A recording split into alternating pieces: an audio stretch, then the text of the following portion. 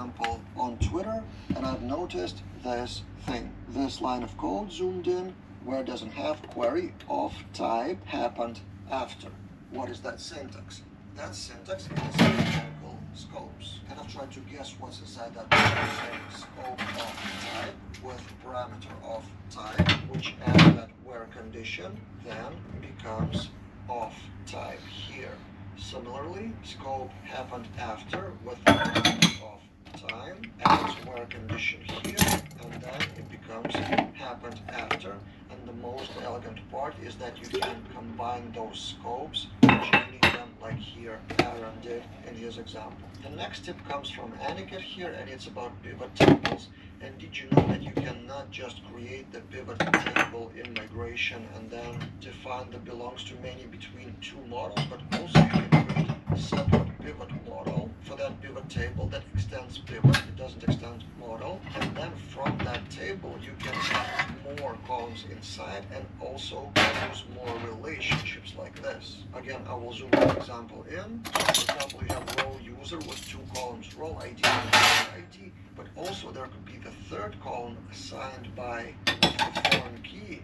And then what you're able to do is not only access the role pivot as a model, but also use the relationships inside of it. So you can do something like role pivot assigned by name. The next tip is kind of 3-in-1. So Jack posted on Twitter that there's a data get global helper in Laravel that allows you to retrieve fantastic array for objects. That's the important part. It's not just for array, it's for data get. So you don't need to convert objects to arrays to work with them like array. And this is particularly useful when you don't even know what will come. It may come as array or an object from somewhere, data, and then you use data get, so both would work. But then also related from Aniket, another helper for getting the data, multidimensional arrays, objects, or a mix of both is covered by Fluent. So this is the example. You create a Fluent object with array of multidimensional data, and then you dump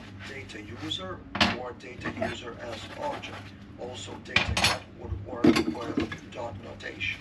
And similar example from Amit, the same month, two people tweeted about it, maybe seen each other or not. So this is another example.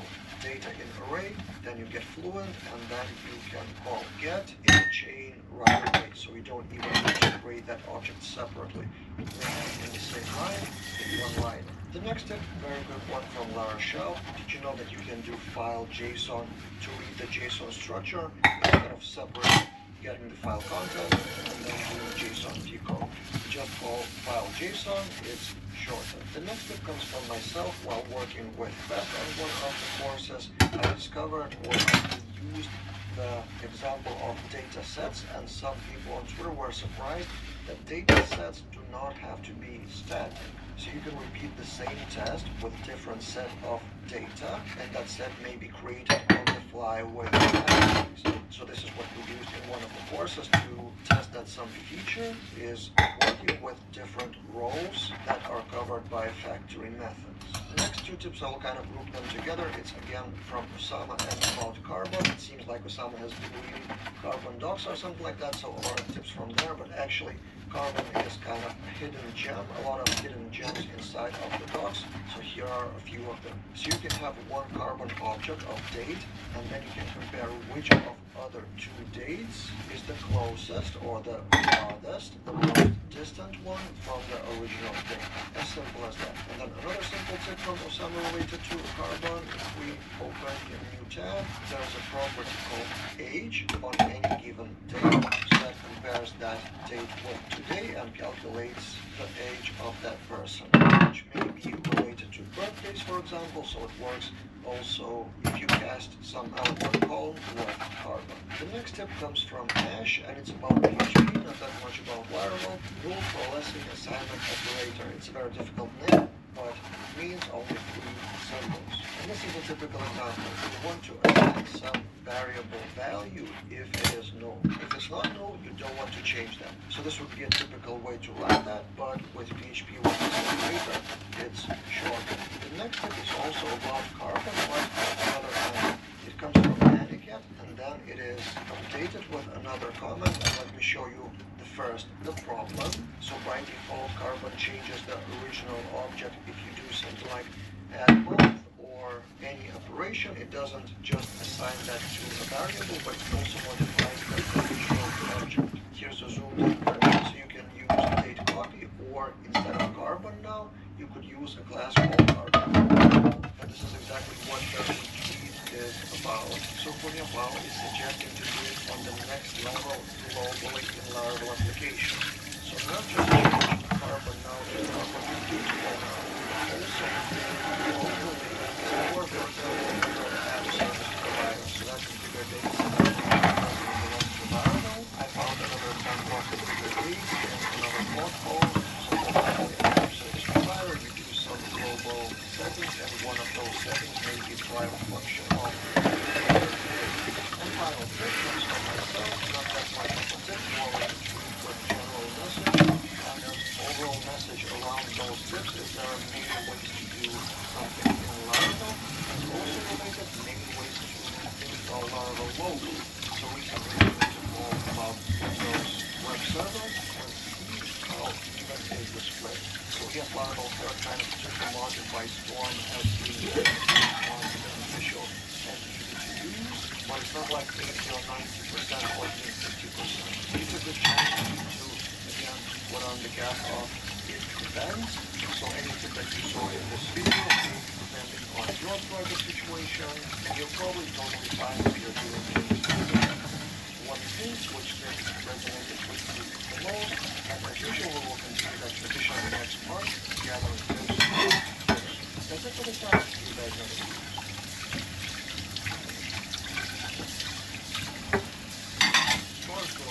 It's been a few years since I made this video about my favorite computer science programming project. It was my favorite because after the project got broke down that cookie barrier, that threshold where you go from just knowing some basic steps. You need to understand kind of how things work together. You're able to write some of your own code yourself and think about it. Really taking those basic things into project broke the code barrier. Not because of the project itself. It's not anything necessarily special. It's a the rest of the what really did it for me is how I approached building this application. This is the most important part of this video. Sure, you can scrub through that. I don't have timestamps for project 1, 2, and 3. Jump ahead.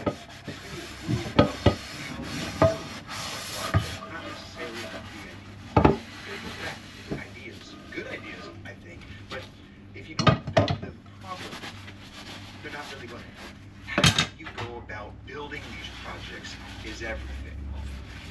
With a little hint of what the project is. So when we built this project, there was no code. That was one of the biggest things. There wasn't someone who had already figured out everything, and I just sat there and copied down the code that they had already figured out. That would be like reading a book, typing every single word of that book, and become a good story or a good author. But a lot of these texts are literally doing how the president is talking about. I'm sure there is value to give you an understanding a little bit of how things can be intertwined together. You know, how someone tells a story and how this character in place now ties into this character in place and kind of their grammar and there's aspects like that. So like when you're coding, you can kind of see how different functions and classes and variables and parameters, like little things, how they are working together. It'll give you a slight idea of how things are structured and tied together, but that's really all. So whatever project you build, make sure you do not follow a system. What you do, because I know what you're thinking, well, how much can you code something if I don't know how to code? That's what everybody says. Well, just code. I don't know how. If you don't know how to ride a bike, how are you going to ride a bike? Oh, well, you get on it, You ride, you fall, you figure out why you fell, you try again, you're going to fall again a slightly different way for a different reason, and then you'll try again, just repeat that process. Coding